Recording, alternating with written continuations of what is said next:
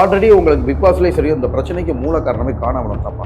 புகழ்னாலேயோ மாக்காப்பானாலேயோ காணாமணத்தினாலே என்னோட வளர்ச்சியை யாருனாலையும் தடுத்து நிப்பாட்ட முடியாது. போதையில இருந்தானா நான் ஷோ பண்ணவும் மாட்டேன், என் தொழிலுக்கு நான் மரியாதை கொடுப்பேன் அப்படின்னு சொல்லி மாக்காப்பா செட்டில் வச்சு தண்ணி அடிச்சு நானே பார்த்துருக்கேன். நான் என்ன தெரியுமா சொன்னேன், தண்ணி அடிச்சா தாய்க்கும் தாரத்துக்கும் வித்தியாசம் தெரியாது. வயிற்றுல சொல்லதாப்பா செய்வாங்க. அவர் சொன்னார்ல பாண்டியன் சோட்டை ஸ்டாப் பண்ணிட்டோம்னு, அந்த மாங்காமண்டைய பேர் என்ன மாக்காப்பாவா, உடனே டப்பு டப்பு டப்பு புகழ் கூட வந்த அசிஸ்டன்ட் வந்து அவங்க அடிச்சு ராடை தூக்கி இரும்பு ராடை வச்சு எரிஞ்சு எனக்கு அப்படியே ரத்த காயாச்சு. யாரு மாக்காப்பா. இந்த குடியார மாக்காப்பா தப்பு பண்ணவே கேமராவை ஆய்வு பண்ண சொல்ல மாட்டான். கேமராவை ஆய்வு பண்ணுங்கன்னு தான் நான் கம்ப்ளைண்டே வச்சிருக்கேன். இதே நானும் சொல்லலாம்ப்பா, ஈசிஆர்ல மாக்காப்பா பெண்கள்கிட்ட அடிச்சு லூட்டி தப்பா நடந்துக்கிட்டது. ராணுவத்தை எடுக்கிற ஒரே ஆயுதம் ஜாதி தான். அதுக்குள்ள ஆதாரம் வேணும். உண்மையான ஒரு விஷயத்த சொல்றேன், பணம் கொடுத்து என்னை கன்வின்ஸ் பண்றதுக்கு நிறைய பேர் சொன்னாங்க.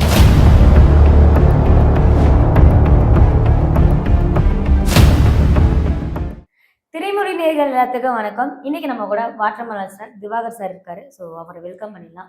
வணக்கம் சார். வணக்கம்ப்பா. இப்போ ரீசெண்ட் டைம்ல ரொம்ப பரபரப்பா பேசிட்டு இருக்காங்க. என்னதான் ஆச்சு சார்? மக்களுக்கு வந்து ஒரு சைடு வேற புரிதல், ஒரு சைடு வேற புரிதல் இருக்கு. என்னதான் ஆச்சு? குக் வித் கோமாளி வாய்ப்பு வந்துச்சுப்பா. ஆக்சுவலாக நான் நடிச்ச படம் எல்லைக்கு ரிலீஸ் ஆச்சு ஏப்ரல் 10 அன்னைக்கு. 9ஆம் தேதி பிறந்த நாள். நான் 10ஆம் தேதி படம் பார்க்கறது தான் ரெடியாக இருந்தேன். குக் வித் கோமாளி வாய்ப்பு வந்த உடனே என்ன பண்ணிட்டேன்னா, ஆஹா என்னடா இது, நம்ம ஒரு ட்ராக் நோக்கி போனோம், இது மறுநாள் வந்திருக்க கூடாதா அப்படின்னா, சரி இருந்தால் நல்ல பிளாட்ஃபார்ம் போவோமேன்னு போயிட்டேன். போன உடனே வந்து பார்த்தீங்கன்னா, புகழ் அப்படின்ற நபர் நான் போன உடனே மூஞ்சி தூக்கி வச்சுட்டு கொஞ்சம் வெறுப்பாக தான் இருந்தார். புகழ்கிட்ட எனக்கு பழக்கமும் கிடையாது, பகையும் கிடையாது, எந்த ஒரு இதுவும் கிடையாது. நான் என் வேலையை பார்த்துக்கிட்டு இருக்க போறேன். பட் பொறாமையில் அவர் அப்படியே கொஞ்சம் ஒரு மாதிரி தாட்டு போடுறது அப்படின்னு நான் அதை கண்டுக்கல. ஆல்ரெடி உங்களுக்கு பிக் பாஸ்லேயே சரி இந்த பிரச்சனைக்கு மூல காரணமே காணாமணம் தாப்பா. ரொம்ப வந்து பார்த்தீங்கன்னா பிக் பாஸ் செட்டுக்குள்ளே போன உடனே ரொம்ப நம்மளை கிண்டல் பண்ணி அசிங்கமாக பேசுறது. பிக் பாஸ்லேயே பாருங்க, அதை விட இப்போ ஒரு மடங்கு சேர்த்து பண்ண அப்படி எனக்கு அது பிடிக்கலன்ற அதையும் தாண்டி நான் பொறுமையாக தான் போனேன். எல்லாரும் வந்து கிண்டல் பண்ணுற மாதிரி பண்ணானுங்க, அதெல்லாம் பொறுமையாக போனேன். உள்ளுக்குள்ளே போனதும் என்னை பற்றி குடும்பத்தை பற்றி அந்த எந்த மீடியாவிலையும் அதை பற்றி நான் சொல்லலை. ரொம்ப தரக்குறைவா, ஓகேங்களா. அந்த வார்த்தை சொன்னவொடனே எனக்கு கோவம் வந்துருச்சு காணாமணத்து மேலே. ஏன்னா நான் கோமாளியாக போனது அறந்தாங்கி நிசாக்காவுக்கு, அவங்க என்னன்னாலும் பண்ணிக்கலாம், இவனுக்கு எனக்கு சம்மந்தமே இல்லை. இவே வந்து இத்தனைக்கும் காணாமணத்தில் வயசில் ரொம்ப என்னோட 10 வருஷத்துக்கு சீனியர். அந்த அறிவுன்றது கொஞ்சம் கூட இல்லைப்பா.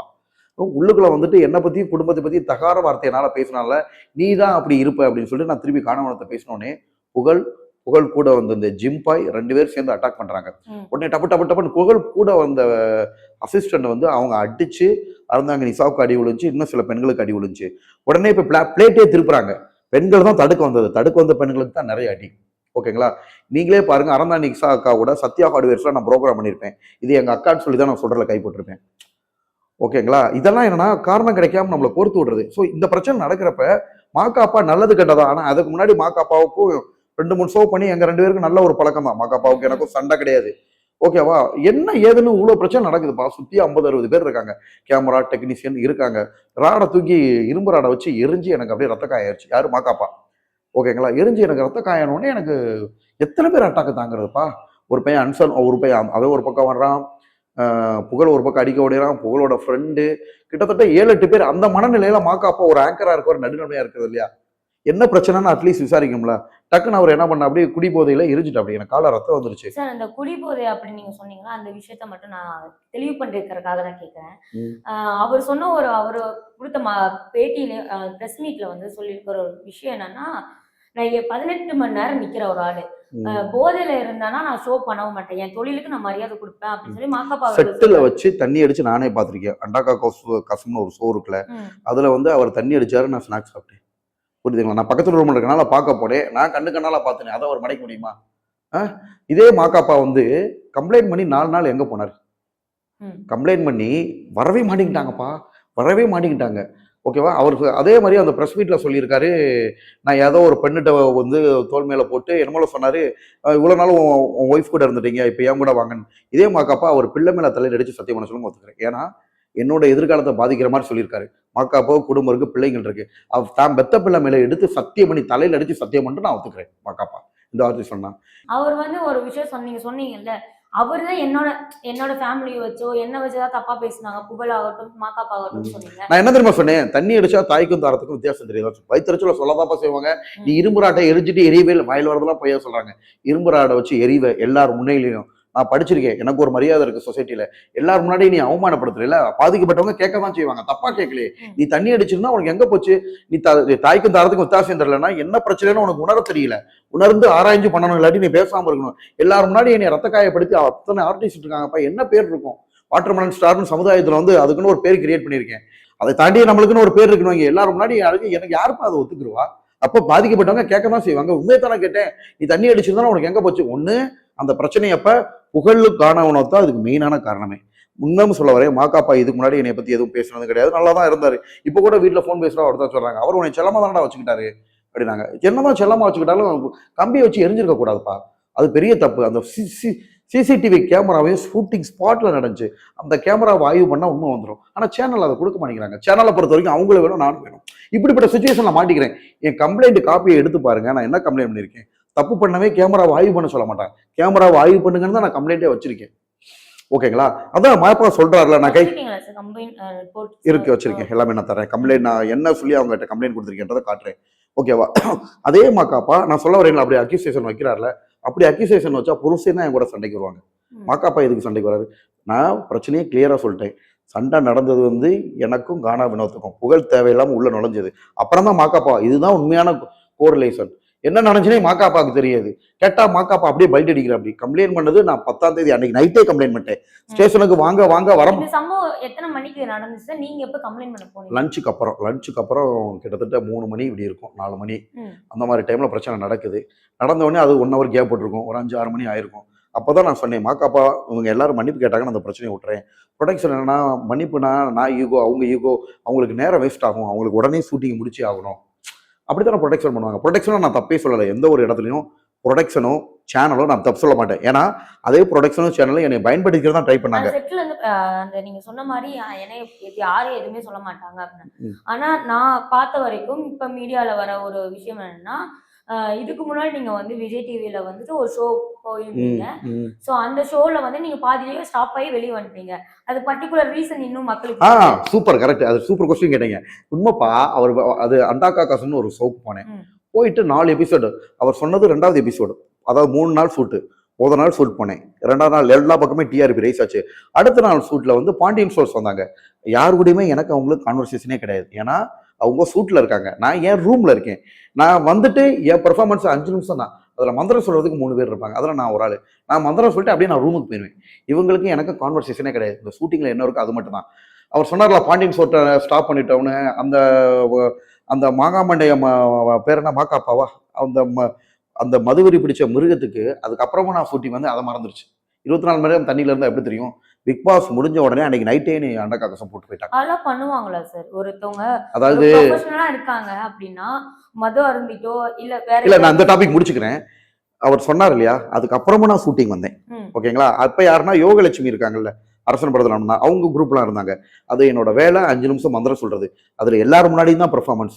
அவர் சொன்னாரு, அண்டாக்கா கஸ்டம்ல வந்து பாண்டியன் ஸ்டோர் சீரியஸ் ஆக்டர்ஸ்லாம் வந்திருந்தாங்க. அதுக்கப்புறமும் நான் வந்தேன். அவங்க எல்லாரும் தான் என்ன கிண்டல் பண்ணாங்க. அவங்கள நான் கிண்டல் பண்ணல, நான் நோக்கி போற பாய் செஞ்சுட்டு போயிட்டேன். அவங்களுக்கு எனக்கு பேச்சும் கிடையாது, டச்சும் கிடையாது. சோவுல அங்க நிக்கிறது மட்டும்தான், மற்ற சோவுலயாவது டைம் இருக்கும். அதுல வந்து எனக்கு மந்திரம் சொல்றது மட்டும்தான் வேலை. போயிட்டேன். அதுக்கப்புறமா அந்த ஷோக்கு வந்தேன் நான். அதுக்கப்புறமும் ஷூட்டிங் வந்தேன். பிக் பாஸ் முடியல, முடிஞ்ச உடனே எல்லாரும் பார்ட்டிக்கு போயிட்டாங்க. நான் ஷூட்டிங் பண்ணேன்ப்பா, அப்படி உழைச்சு கொடுத்தேன்ப்பா. அதெல்லாம் அவர் மறந்துட்டாரு. ஓகேங்களா? என்னமா சொல்லணுமே சொல்லக்கூடாதுப்பா. அவர் சொன்னார்ல பாண்டியன் ஸ்டோர்ஸ், அதுக்கப்புறமா நான் ஷூட்டிங் வந்தேன். பொறுத்த வரைக்கும் எல்லா எபிசோடும் என்னை யூஸ் பண்ண மாட்டாங்கப்பா. கலக்க போகுது யாரா இருக்கட்டும், ஒரு 3 எபிசோடு 4 எபிசோடு டிஆர்பிக்கு யூஸ் பண்ணிட்டு அப்படியே கேப் விட்டுருவாங்க. அதுக்கு அவங்களும் எனக்கு இதுக்கு முன்னாடியே காரணம் சொல்லிட்டாங்க.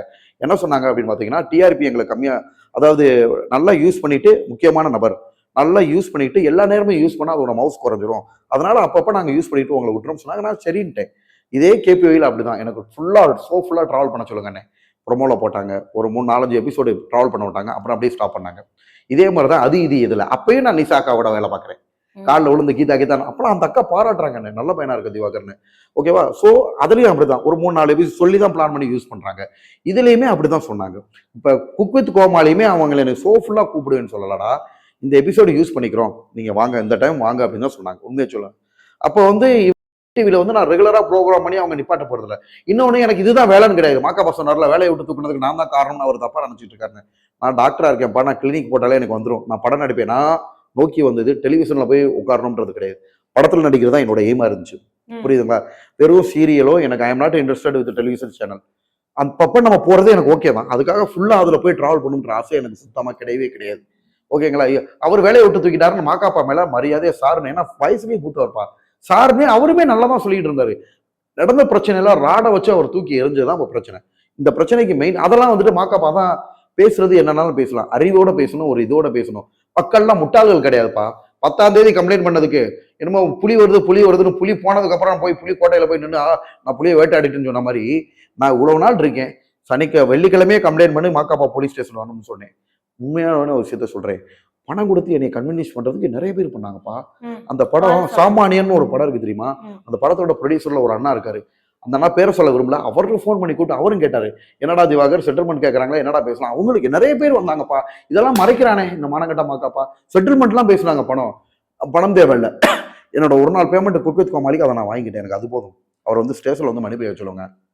அப்ப கூட 2 பேர் வந்தாங்க. 2 பேர்ல ஒரு ஆள் கூட ஏன் பேசாம காம்பன்சேஷன் நீ வாங்கிட வேண்டியதாங்க. எனக்கு காம்பன்சேஷன் பாதிக்கப்பட்டனால தானே காம்பன்சேஷன் கொடுக்க வர்றாங்க. உண்மைன்னு ஒண்ணு இருக்கப்பா. ஸோ இதெல்லாம் மறைச்சிட்டு அதே ஒரே ஒரு வார்த்தை சொல்றேன், எல்லாத்தையும் நீ நம்பிச்சிடலாம். நீ உன்னோட குடும்பத்துக்கு உண்மையா இருக்கல, உன்னோட மனைவிக்கும் உன் பிள்ளைகளுக்கு உண்மையா இருக்கல, அவங்க மேல தலையில அடிச்சு சத்தியம் பண்ணி நான் எல்லா அலிகேஷனையும் நான் ஒத்துக்கிறேன். நான் தப்பா நடந்தேன்னு சொல்றேன்ல. எப்பா பொண்டாட்டி கிட்ட நடந்தா புருஷன் சும்மா வருவாங்களா? அவங்க தானே வருவாங்க. அவங்க தானே வருவாங்க. இதுல மாக்காப்பா சொல்றது எப்படி யார் நம்ப முடியும்? அந்த இடத்துல பிரச்சனை நடந்ததே அவங்க அந்த விஷயம் சொன்னதே வந்து நீங்க அவங்கள்ட்ட போயிட்டு இத்தனை நாள் காணாகுணத்துக்கு எனக்கு தான்ப்பா பிரச்சனை நடந்த ஜேர்னலே வேற. காணாகுணத்து என் குடும்பத்தை தப்பு. விஷாக்கா அவங்களோட வாய்ஸ் நோட் அங்க நடந்த சம்பவத்துக்கு வீடியோ ஆதாரம் கூட எங்களுக்கு விசாக்காவோட வாய்ஸ் நோட் எங்க இருக்கு காட்டுங்க பாப்போம். அவங்க மாக்காப்பா அவர்கள் சொல்லியிருக்காங்க. நானும் சொல்லலாம்ப்பா. ஈசிஆர்ல மாக்காப்பா பெண்கள்கிட்ட அடிச்சு லூட்டி தப்பா நடந்துகிட்டது, பெண்கள் கிட்ட தப்பா நடந்த வீடியோ ஆதாரம் ஏகப்பட்ட பேர் எனக்கு அமைச்சிருக்காங்க. அவரோட ஆமா, நான் வந்து அவரோட நலன் கருதி அதை வெளியிடாம இருக்கேன். நலன் கருதினா நம்மளோட அட்டாக் பண்ணி அவங்க பிரச்சனை பண்ணது வேற. நான் நினைச்சிருந்தா ஹாஸ்பிட்டல் அட்மிட் ஆகி மாக்காப்பாவை எஃப்ஐஆரே போட வச்சிருக்கலாம். மாக்காப்பா மேலேயும் காணாவனத்து மேலேயும் இவங்க மேலேயும். நான் ஆரம்பத்துல இருந்து கம்ப்ளைண்ட் சொல்றதே பாருங்க, காணாவனத்தை தான் சொல்லியிருப்பேன். மாக்காப்பா உண்மையான பிரச்சனை தான் இன்ன வரைக்கும் சொல்லிக்கிட்டு இருக்கீங்க. ஓகேங்களா? ஏன்னா அவங்க சொல்றது பொய். சிசிடிவி கேமரா ஆய்வு பண்ணா எல்லாரும் மாட்டுவாங்கப்பா. தடுக்க வந்த நிசாவுக்கு அடின்னு நான் சொல்றேன். இதோட ஒண்ணு சொல்றது அவங்களோட வேலை இதை பத்தி பேசலப்பா. அவங்க எல்லாரும் ஒரு இடத்துல ஒர்க் பண்றதுனால யாரையும் காட்டி கொடு. தயவு செஞ்சு புரிஞ்சுக்காங்க என்னோட சூழ்நிலையை. நான் ஒரே ஆளா போயிருக்கேன். அவங்க எல்லாம் ஒரு இடத்துல ரொம்ப நாளா ஒர்க் பண்றாங்க. எப்படி எனக்காக வந்து சாட்சி சொல்லுவாங்க, இது பண்ணுவாங்க. அவங்கள வந்து அவங்க பகரக்காயை பயன்படுத்துறாங்க. ஆனா உண்மைன்ற விஷயம் இந்த கேமரா வாய் பண்ண டெலிவிஷனுக்கு தெரியும்ல. எனக்கு ஒரு நாள் பேமெண்ட் போட்டு விட்டாங்கப்பா பிக் பாஸ்ல. நான் என் மேல தப்பு இருந்துச்சுன்னா அதெல்லாம் செய்வாங்க. நீங்க சொல்லுங்க, செட்டில்மெண்ட் பேசுவாங்களா? ப்ரொடக்ஷனுக்கும் சேனலுக்கும் தெரியுது.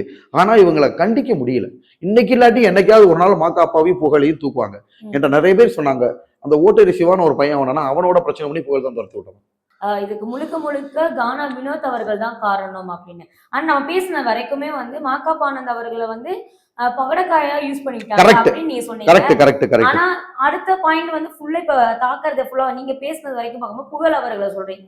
சோ அப்ப காணாவனத்து தான் அதிகம். கானா வினோத் அவர்கள் என்ன சார் பண்ணாங்க? உண்மையை சொல்லவா காணாவனத்து தான் முழுக்க காரணம். புகழுக்கு நம்ம வளர்ச்சி மேல உள்ள பொறாம. அப்ப காணாவனத்து சண்டையில எல்லாரும் ஒண்ணு சேர்றாங்க. இதுதான் நடந்தது.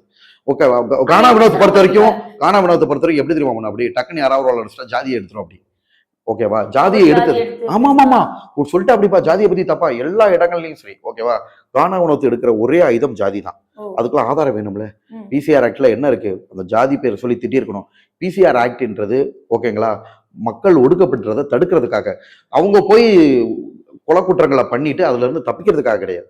இவ்வளவு பிரச்சனைக்கு அப்புறம் ஒரு 3 நாள் கேப்ல அவங்க வந்து பேட்டி கொடுத்ததோ இல்ல நீங்க வீடியோ போட்டதோ அது அவங்க தனிப்பட்ட விருப்பமா இருந்தாலும் மாக்காப்பா அவங்க 3 பேருமே மாக்காப்பானதா இருக்கட்டும் இல்ல வந்துட்டு புகழாகட்டும் இல்ல கானா எங்கேயுமே இன்டர்வியூ கொடுத்த மாதிரி நாங்க பாக்கல.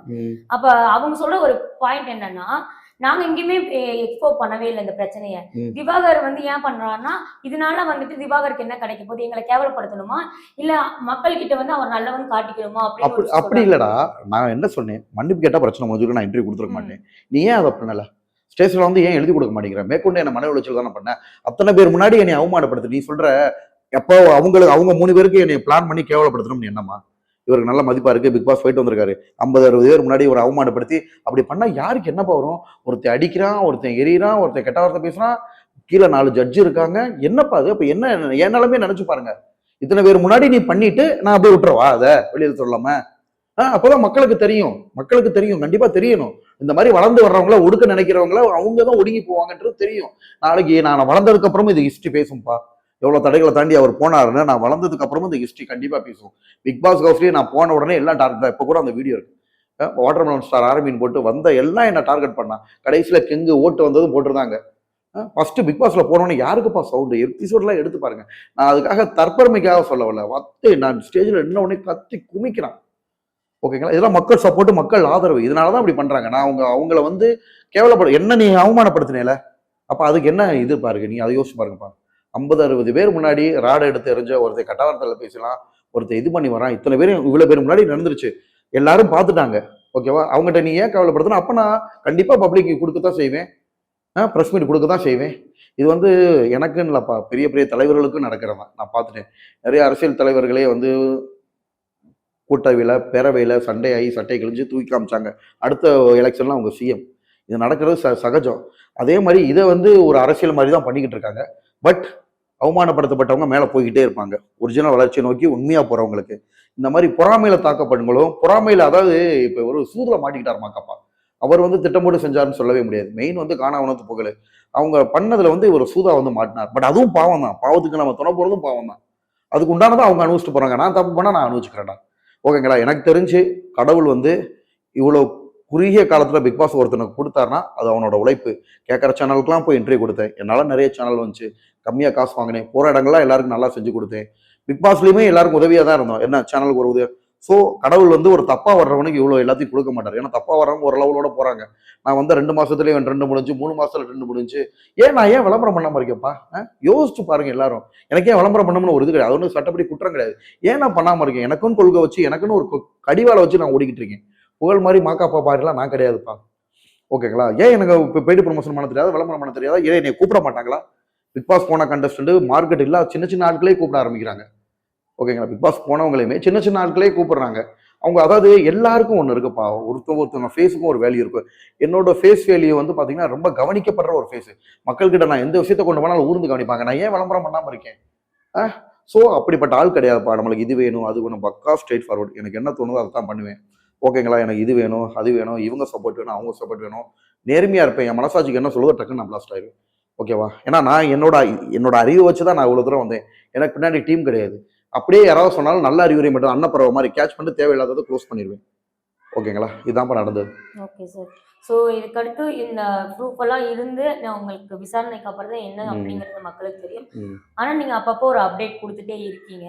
ஸோ இதுக்கப்புறம் என்ன நடக்குன்னு பார்ப்போம் சார். நன்றி. நன்றி.